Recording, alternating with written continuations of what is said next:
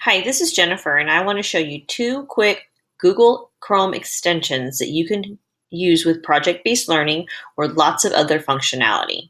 The first one is shortcuts for Google. So I just went to the web Chrome store and I searched for Chrome extensions, the shortcut for Google, and this is the one I came up with. It's got a little blue arrow box and I added it to my Chrome. And so when it shows up in your extension bar, it's going to be this little blue arrow, but you can customize the icon you see on the bar, which is what I've already done.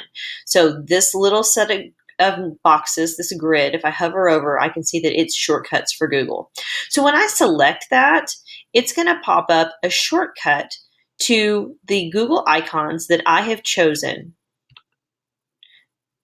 So these guys are all customized for which ones I want. I can change what shows up in the shortcuts bar by selecting the settings. Everything that's in the left-hand panel is not on the bar. Everything in the right-hand panel is on the bar. So all I have to do is click on them to get them to move from one to the other. So I'm going to add Hangouts.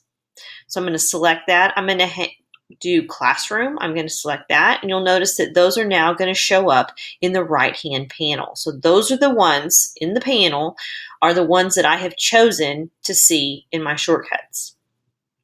Now I can scroll down and customize even more.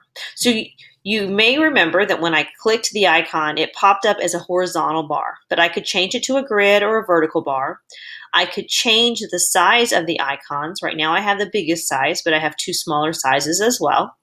And I had changed the toolbar icon to be the little grid, but if I wanted to say go to the colorful G, I could select it and it would replace the grid in my bar here.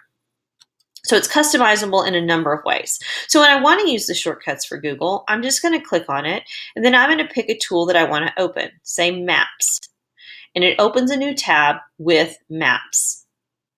And so I can go straight into the map and do what I need to do without having to go find it in an app list somewhere else. So this is going to save you some really quick time. The other tool I want to show you is this little funnel, and it's right next to my shortcuts for Google, and it's called OneTab. And what OneTab does is it takes all the tabs you have open at any given time and it consolidates them to a list. So if I select OneTab, notice all of my tabs are closing and it's replaced by the OneTab that has a list of everything that I had open. So think about the times that you have to leave your classroom or leave the computer lab or leave someplace. Your students have to leave someplace where they have lots of tabs open and they don't want to bookmark them all, but they also don't want to lose where they were. This is a great tool. So if they have this extension in their Chrome, then they can just send all those tabs to the OneTab, and the next time they log in, they have some options. They could select any of these links directly. They could restore them all. They could just delete the ones they don't need anymore. So I don't need Google Images anymore. I'm going to take that one out. But if they did this every single time, they would end up with lots of groupings of tabs that they had open. So this is a great way for them to not lose some of those resources and just be able to pick up exactly where you left off. Now you can see on the right-hand side, there are some additional options to make this work even better for you.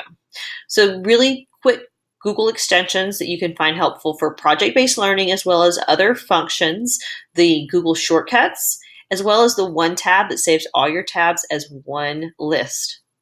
I hope you try these. I hope they are helpful, and I hope you have a great day.